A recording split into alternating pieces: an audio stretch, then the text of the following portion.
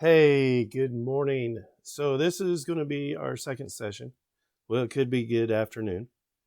So, welcome to my recording studio. This is where I record my ventriloquism videos, and I'm getting ready for my Christmas stuff. But I also thought I'd be leaving that up because we want to let you know we're going to be here with you through the holidays. So, I got my cup of coffee, and we're going to continue on. I'm going to do a quick overview. This video will probably be a little bit shorter than last week's.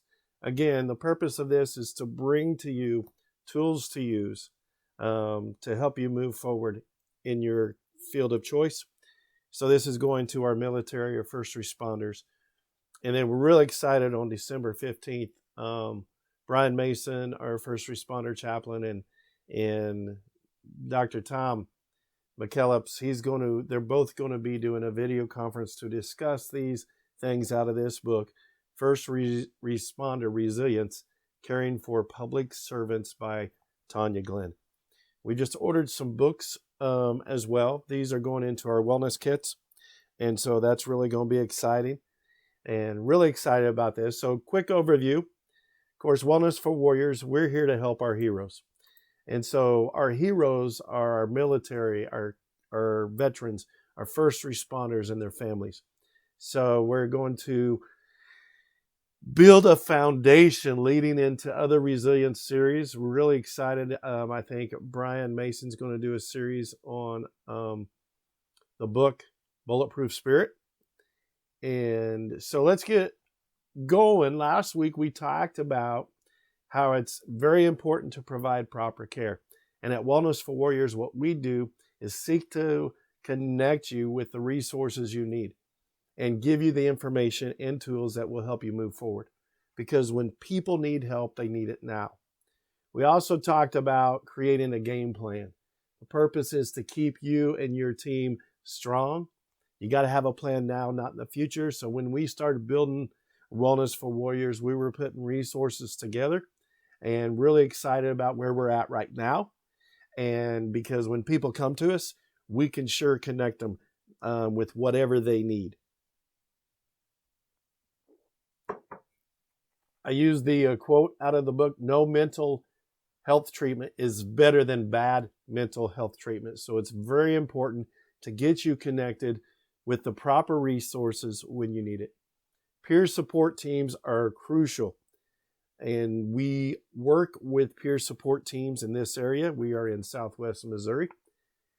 And so if you need connected with somebody that gets it and understands it, reach out and we'll connect you with them. Consistent communication. So what we're going to talk about is chapter 2 out of this book, Educate, Educate, Educate, and consistent communication. So when COVID-19 hit, what we did at Wellness for Warriors, because we knew everything was going to change, everything did change. We're part of Cox Health, so we had to abide by their policies and all the changes that were going on. But we've continued to engage in every aspect that we can. And so consistent communication is key. We do not want you to feel like, well, I'm all alone out here. Consistent support. We've continued to engage. So last year, let's see, 2018, we had 6 interventions. These are people that come to us, need an immediate connection, resources, whatever the case. Last year, 19. So far this year, since October, we do the fiscal year, October through the end of September, we've already had 7 interventions. People have come to us, need an immediate connection or resources. We've been able to do that. So consistent support is very important. And then you got to build relationships. Okay, one of the things that I've seen is people that have given their life to service feeling like they're out on the island. It should never be that way.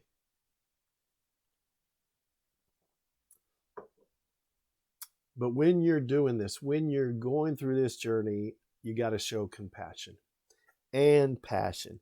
So at Wellness for Warriors, we're very passionate about what we're doing. Also, we want to show empathy. Everybody gets impacted differently. Okay, so you can experience something, your buddy can experience something, you get 2 different results or 2 different feelings, right? Or 2 different emotions. So it's very important that you show passion and compassion. We are passionate about what we're doing, but we also understand this journey can be difficult at times. Now, you ever heard of fight or flight? So it's the awesome kick butt and amazing human response that allows us to do things we never thought we could do. It's called adrenaline, if you will, when something triggers something inside of you thought, I never could have done this. Many of you that have given your life to service, that are out there each and every day, you do things and you look back, go, wow, I didn't think I could do that.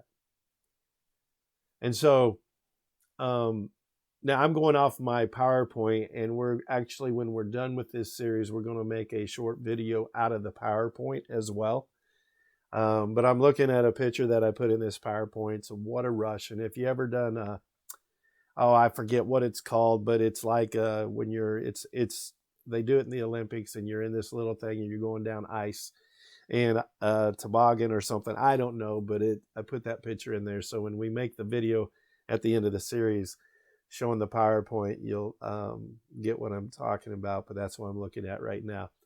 Life can be a rush. Sometimes it's a good rush. Sometimes it's a bad rush. In the middle of COVID, we work for a healthcare system. We've seen the stressors. We've seen, the intensity, if you will, of all that's going on. And so that can lead to different stressors. So we're going to address 4 different stressors today. Acute stress, delayed stress, cumulative stress, and post-traumatic stress disorder. So what we do in a situation like this, and I'm grabbing my notes real quick, so bear with me. We're going to go over the acute distress or stress. Acute distress it's brought on by recent events. So it's things that's happened recently, that's triggered you recently. Then we have delayed stress. It could be something that happened a year ago, 2 years ago, and then boom, it triggers you. So it's basically acute stress, but it's delayed. And for example, this week, somebody asked me, Kerry, how are you doing? Well, I had just been working on some projects and been making some phone calls to the volunteers we no longer use. And boom, it just hit me real hard. I miss our volunteers at the hospital. And I started crying. I ain't going to lie. It was a delayed stress. We lost our volunteers 8 months ago. But man, when this person asked me that question, how am I doing? It was just a timing thing where that triggered the fact that I miss our volunteers. Then there's cumulative stress or burnout, if you will. This is very important when you get to feeling like, man, I'm tired, just tired. The key is to stay healthy by a healthy lifestyle. At Wellness for Warriors, we promote a healthy lifestyle, exercise, eating well, and having a life, enjoying things. Don't stop doing things you enjoy. Very important. And then, of course, the post-traumatic stress disorder. And so what I'm going to make a point of right now, and I hear many of my military friends, they don't like this phrase, post-traumatic stress disorder. So we drop the disorder. So it's post-traumatic stress.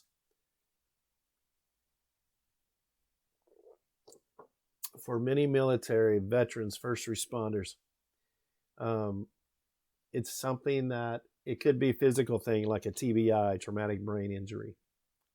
It's extreme trauma, something that sticks with them.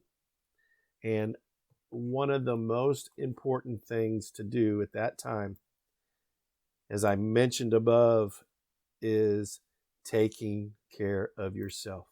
It is so, so very important. And so I want to encourage you, eat right. At Wellness for Warriors, we really promote that. Molly Estes, one of our co-founders, and Nancy Prost, they really preach living that lifestyle where you're being proactive, if you will. So how do we stop the stress? Or how do we slow down the stress? Self-care. Feel normal. So get out there and have fun. I enjoy bike riding. My oldest brother, he's now gone. He died doing what he loved, unfortunately. He was an avid bicyclist. He would do about 100 miles sometimes a day. The year he died, he was 100 and I think 75 or 95 miles from doing 20,000 miles that year. Wow. So he got me into tracking my miles, doing more each year, and I continue to do that.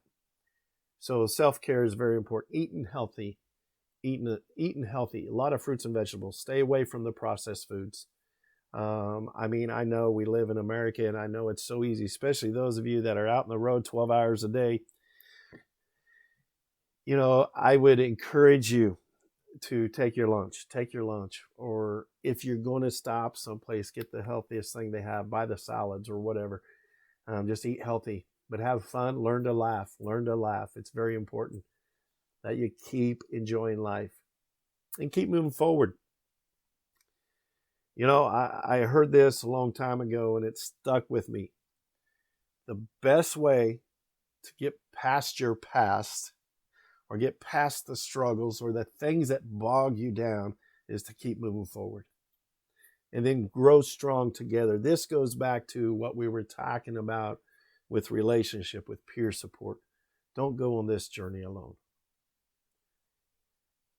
So next week, we're going to be talking about Chapter 3, triage and intervene, but do it right. When I was in the military, I was an Army medic, and one of the things we did was triage. Our emergency rooms know about that. Many of you that are out there on the field, and you come upon a multi-car accident or whatever it is, and you got to triage immediately who needs the immediate care. Although we're not talking about physical triage right now, we're talking mostly about mental and emotional triage. We want to do it right. So we're going to be looking into that next week. I'm excited for that. So again, December 15th, I think at 6 p.m. Central Standard Time.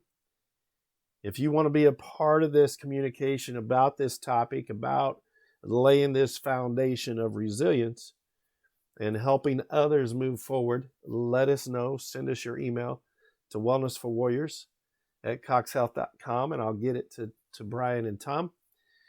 So that'll be on the screen. But listen, happy Thanksgiving.